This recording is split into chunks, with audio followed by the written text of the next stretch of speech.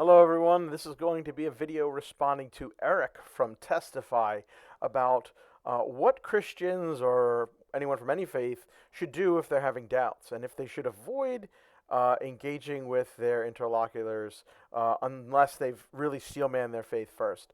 Now, I really want to say I think Eric is a sincere and honest interlocutor. I think he is, however, critically wrong and engaging in some very special pleading, and this video is aiming to show that he is doing so.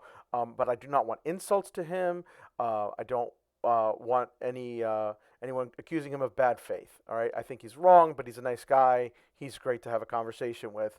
I just think he's wrong. So I'm going to start off before we get into his views with my position on the topic. Dear doubting Christian, Muslim, Hindu, Mormon, Buddhist, or pagan, I was once where you were. I encourage you to engage with a variety of sources, both for and against your position. Seek out the best representatives of your faith and the critics against it. In fact, perhaps you shouldn't even just consider atheism versus Christianity, but also other faiths as well. I want you to study it for some time and then come to a conclusion as to what seems right from you. That's all we can all ultimately do, and I encourage you to try and be as objective as possible when you engage in this discussion, especially considering most of you were probably raised in your faith and are just starting to question, why do I believe any of this anyway? Because you're starting to hear critical information. Now we're going to contrast that sentiment with what Erik says. Hey, you, anxious Christian dude. Yeah, you, the guy with the doubts. Stop listening to atheist YouTubers. It's time to stop! Turn off rationality rules, turn off holy Kool-Aid, turn off genetically modified skeptic, and turn off Matt Dillahunty. Listen, I know you want to mitigate against your biases by listening to the other side. I know that sounds like a wise thing to do, but you're actually being stupid. Hear me out. I've been doing apologetics ministry for a while now, and one common mistake I see from Christians struggling with their faith is that they try and prematurely flex their apologetic muscles by spending time listening to tons of atheist YouTubers, but they don't get the bulk of Christian evidences strong under their belt first. So when they come across a few things that stump them, they get troubled, anxious, or even set aside their faith altogether. Okay, so first things first, how did I not make the list? Uh, no, I mean that might be the worst thing he omitted in his video. No, actually not quite. So let's steelman Erik a bit. Erik does not say that a Christian should not listen to atheists at all. He simply says you should wait until you can steelman the arguments for Christianity before you engage with any atheistic arguments. Now, I think this should be a giant red flag for anyone having any doubts about their faith. Let's go into why by examining a worse sentiment than what Erik is saying. I'm not accusing Erik of having this sentiment, but it's a useful illustration. The famous saying is, the first thing a cult does is tell you everyone else is lying. Now, again, this is not Erik's sentiment, but a worse version of it. Now, what is the purpose of a cult's first teaching? It is to get you to ignore everyone else and only listen to the cult as your source of truth. Now, Erik doesn't want you to ignore everyone else completely, but he does want you to ignore them until you have immersed yourself heavily in the best possible Christian apologetics for some time, and only then engage with things that are critical of Christianity. Now, why is this problematic? Well, it's because the nature of metaphysical arguments is such that you ultimately can't show which side is correct or not, right? So all of these debates in philosophy of religion, and including Erik's favored historical apologetics, rest upon metaphysical arguments. They're by their nature underdetermined, right? Your starting position and biases are hugely determinative. Now, if you've ever watched debates between equally well-learned philosophers or read some of the best books between atheists and Christian philosophers, so I'm thinking of Felipe Leon versus Josh Rasmussen or Graham Oppy versus Kenny Pierce, if you examine these things, what ends up happening is that many times things get argued effectively into a standstill, right? Each side will give their reasons and their arguments, and then they'll have basic metaphysical assumptions and foundations, which are backed up by experience, which they then use to reject one or more premises in their opponent's arguments. But once you've hit this metaphysical bedrock, there's no way to objectively adjudicate which one set of metaphysical assumptions is correct. It comes down to competing intuitions and which ones you specifically find more plausible. Now, the problem with what Erik wants you to do is that he wants you to indoctrinate yourself completely in one set of metaphysical assumptions and intuitions and get them as reinforced as possible before even exposing yourself to opposing assumptions and intuitions.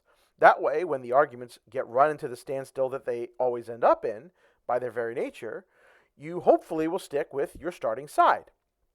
Now, Erik went on Braxton Hunter's channel to kind of defend himself. He's taken a lot of heat for this video, and I think rightfully so. And so he addresses the charge that was brought up by Non-Alchemist, which was, hey, can't we just do both? And I think his answer here was particularly bad. When basically he's just saying, well, look at both and all this other stuff. I don't think a lot of people are, like I said, prepared to just sit and listen to Graham Oppie and Bart Ehrman and all of these other people at the same time. I think it would be best to, like I said, learn that argumentative landscape for Christianity first, how Christians have responded to them, and then go into it and say, okay, were these Christians really accurate in their way that they've responded to these people in the past? Or does Bart really, or Graham really have the better arguments here? And I'm pretty confident that if they do that, they will come out on and stay on the end of Christianity. All right. So the issue I have here is that basically you're not ready to watch both sides. I mean, are you kidding me? Like, what do you mean you're not ready? Because it's basically it's almost as if he's admitting that if you were to kind of go in and see both sides, so it's not just, hey, go watch Graham Oppie, it's watch these debates. Watch the Christians respond. You can watch them respond in real time and interact and go back and forth. And I think when they do that, a lot of people really don't end up doing very well against these atheists. I kind of want people to watch this, all right? And I'm not saying, this is not saying, oh, don't, just watch the atheist side. No. Like, this is the problem I opened up with. He's afraid to have people who may have been raised in faith as children, who are coming of age and finally asking themselves, why do I believe this? And how should I go about figuring it out if I should believe it or not? And then realize that there are problems, right? It is not hard to find debates between equally matched people and see the outcomes. I encourage you to go find them. I feel confident in the atheist case in each of them. Now, Erik doesn't want you to do that, and I think that should be a giant red flag, honestly speaking. Now, so remember, what he wants you to do is he wants you to just inoculate yourself in the Christian side first. And I think he's engaging in quite some special pleading here. So we're going to go back to Erik's original video real quick, and we're going to see he talks about the objection against objections. They find numerous objections against various parts of Scripture, to some of which no satisfactory answer can be given, and the incautious hearer is apt, while his attention is fixed on these, to forget that there are infinitely more and stronger objections against the supposition that the Christian religion is of human origin, and that, where we cannot answer all objections, we are bound in reason and in candor to adopt the hypothesis which labors under the least. Whately is spot on.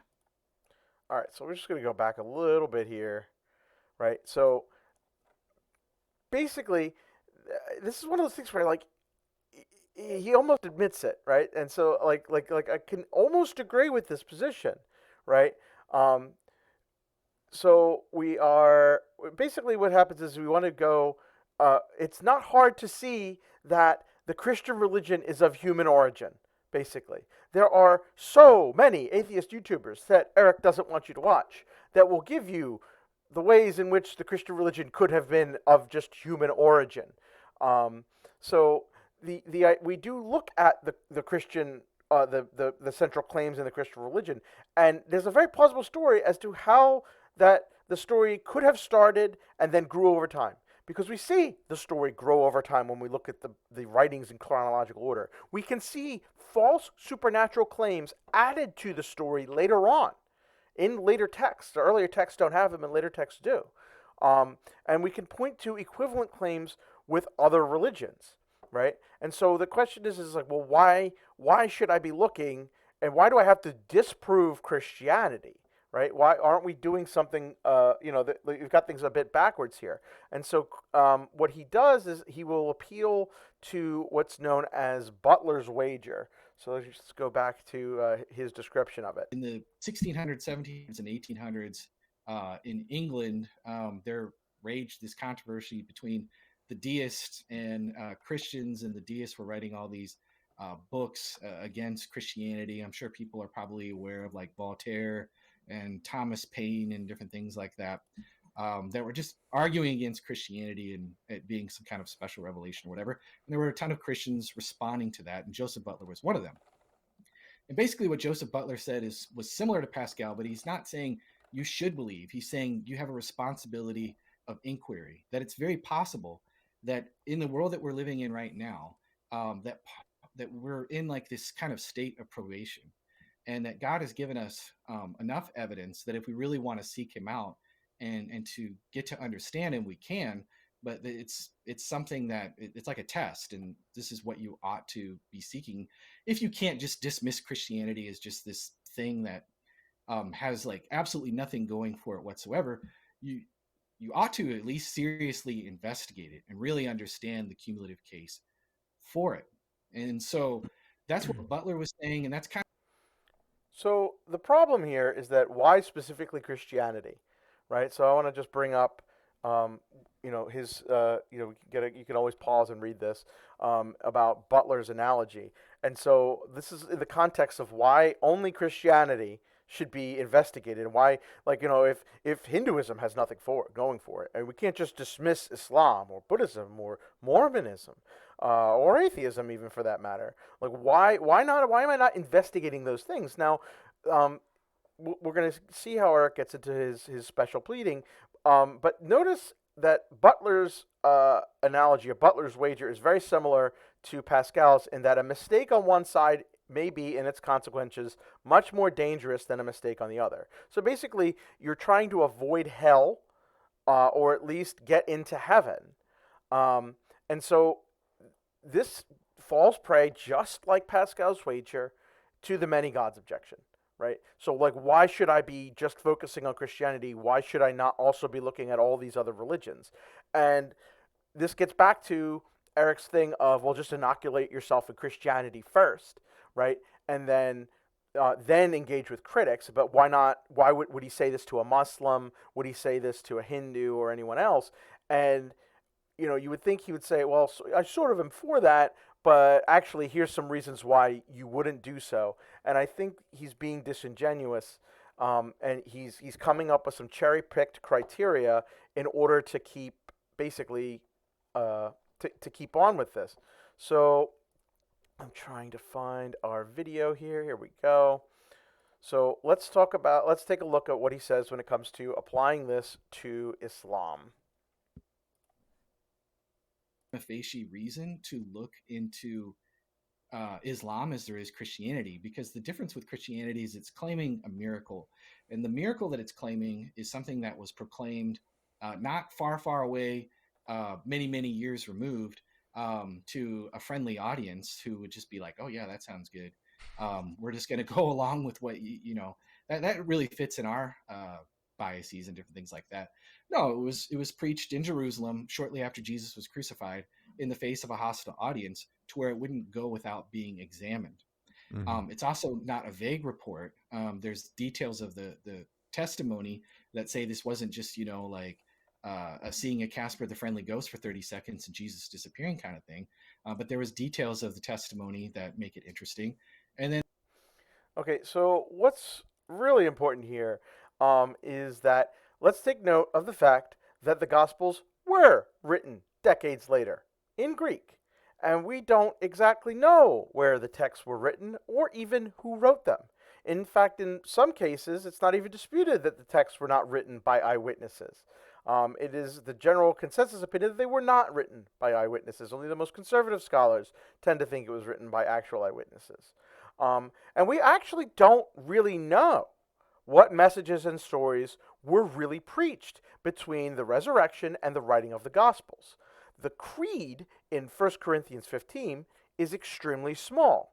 Jesus was crucified, buried, rose from the dead, then appeared to the apostles, then to the 500, then to his brother and the apostles. That's it. There's no stories. So Paul's writings are the earliest things that we have, and that's, I still think, about a decade after the crucifixion.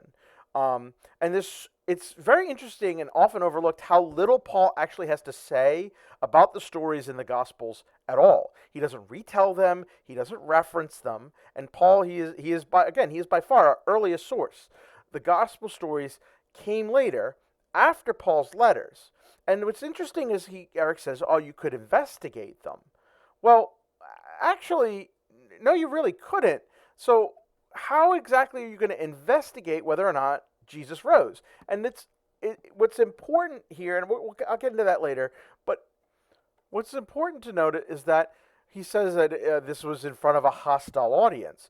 Well, actually, Christianity did not grow very much in first century Israel and Palestine. Christianity grew primarily not amongst Jews, but the Gentiles. It was a small cult, really, until roughly the explosion in Christians happened, basically after Constantine converted. That's when you really see like the astronomical conversion rate kind of jump up. I mean, it grew like a little cult, but no, not really any more so than, say, Mormonism grew when it was founded, or Islam, honestly. And I think even, in fact, like Islam grew a lot faster. So when you say it's a hostile audience, yeah, they were hostile. As a matter of fact, the growth came not from the Jews, but from the Gentiles. So we're gonna switch back. I want Erik to keep going here. Let's see. And there's also the fact that when you compare that to Islam, the best that Muhammad says is, make a surah like it. Okay. He repeatedly, when people come to him and say, hey, do a miracle, prove that you really are a prophet, he just is like, I'm just a warner, guys. I'm just a warner. Drop some bars as good as I can. Basically, I don't mean it to be too crude. I'm sorry, Muslim friends, if you're offended by that. But basically, I don't see a very good way to test that. There's nothing really miraculous. So this is the bit that really got me to make this video. So because Erik is engaging in a cherry-pick standard to give his religion the leg up. So now, supposedly, the reason we're not interested in other religions is because they're not based on historical miracle claims. Wow, that's totally not special pleading. And we should also ignore miracle claims from those religions as long as those miracle claims happened after the religion was established. We only really want to consider the religions that are started with a miracle claim, or at least have a historical miracle claim as their foundation. That's clearly not cherry-picked criteria and isn't totally tailored to let Christianity through while dismissing huge swaths of better tested miracle claims from the Islamic, Buddhist, or Hindu worlds. But then what really gets me is, like, why does Erik think we should focus on historical miracle claims? Because it's supposed to verify the religion. He specifically says verify multiple times. But Erik has a whole series responding to me specifically about how wanting repeatable, empirically verifiable miracles is too high a standard that would somehow, and I kid you not, he thinks it would make it worse for creating new believers and creating new Christians. But here, conversely, he says what makes miracles good is that supposedly the people at the time could investigate it and see if it was true. I mean, honestly, hey, Erik and other Christians, you could just do what the end of Mark says and drink some poison, and if you're a Christian, you won't be harmed, because that's what the end of Mark 16 says, is how others will know what Christians are proclaiming is actually true. Except Erik and other Christians should absolutely not drink poison, because they'll die. And we know that part of Mark, where it says Christians will be able to drink poison and not be harmed, it was added on later, because the earliest copies of Mark, or really the fragments of Mark that we have, don't have that text.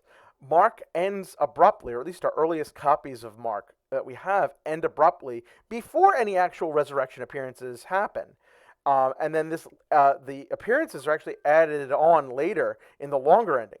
So we know that false supernatural claims were added on to the end of Mark after the story was first recorded, and the writers who added on knew it was false. Nobody was drinking poison at the time, right? So it's not hard for us to extrapolate that you know these things were added on to the story after the fact. But what's worse is that we also know that the investigation that was supposed to be possible at the time was actually a bad case. But how do we know this? Because of Paul. Paul is our earliest source, and he started out under the name Saul, a Jew who persecuted Christians, putting them to the death for blasphemy against Yahweh. He had to have heard the stories and claims of these Christians. He was around right there at the beginning. And like most Jews in Israel at the time, he didn't find it very convincing. The thing that changed Saul's mind to become Paul was supposedly a direct miraculous experience with Jesus. Exactly the sort of thing I say would convince me, but Erik says I'm not justified in asking for such a thing, even if it would convert me. Now, there's an entire subset of the hiddenness argument there, about how an all-loving God would give equal miracle access to those who would convert and not just to some and avoiding others. I think that alone is a good argument against Christianity in particular, because it's based on supposed miracle claims. Now, what's actually worse for Erik's case is that there are other miracle claims that pass Erik's Texas sharpshooter filter that better than the Christian miracle claims, namely the 8 signed statements of testimony of the witnesses of Joseph Smith's golden plates being presented by an angel. None of those 8 witnesses ever recanted, and when Erik has tried to answer this, he brings up a terrible objection that one of the 8 witnesses, Martin Harris, supposedly said to a Christian that he didn't see the plates with his actual eyes, but with spiritual eyes. Except even the most basic LDS apologists will be able to respond to this. Harris's account, which he was part of, there's like 2 sets of witnesses. There's a set of 3 witnesses which saw the plates uncovered, and then they saw them again uncovered with an angel coming down and presenting them with the plates. He emphasizes in many places that he had seen them with his naked eyes. And then there are some talks about when he talked about seeing them with his spiritual eyes, when he saw them through the cover in his first experience, because there's 2 sets of witnesses and Martin is in both of them. Now, the reason I kind of bring this up is I think this emphasizes what I believe is Erik's effective double standard. Now, before a Christian is supposed to watch any atheist or critical YouTube videos or books, they must be immersed with the strongest case for Christianity possible, from the best apologists. But Erik dismisses LDS miracle claims, which they do pass his particularly cherry-picked filter, by the way. And he basically cites a basic objection that LDS apologists have quite a lot to argue against. But he still dismisses Mormonism as not something to seriously investigate. Now, this is why I tell anyone who's questioning their worldview, don't just listen to your own side, right? And don't just think that your side is the only one worth investigating, okay? Listen to the opposing sides, your own side, the responses, the counter-replies, the counter-replies, study an argument in depth, and, after all, this is how we approach things in almost every other field. It could be in science, or it could just be like in industry. I've been part of a trade study to select a vendor of hardware, and my company put rules in place to try and make us as objective as possible, to remove our biases. And that was just to pick a hardware platform for a specific project, not what we're supposed to base our lives upon. And this, my friends, is a symmetry breaker.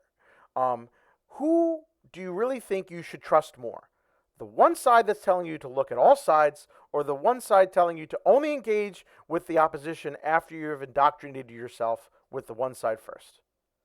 I think it's clearly the advice that the atheists are giving you, and not the Christian apologists. Thanks for watching.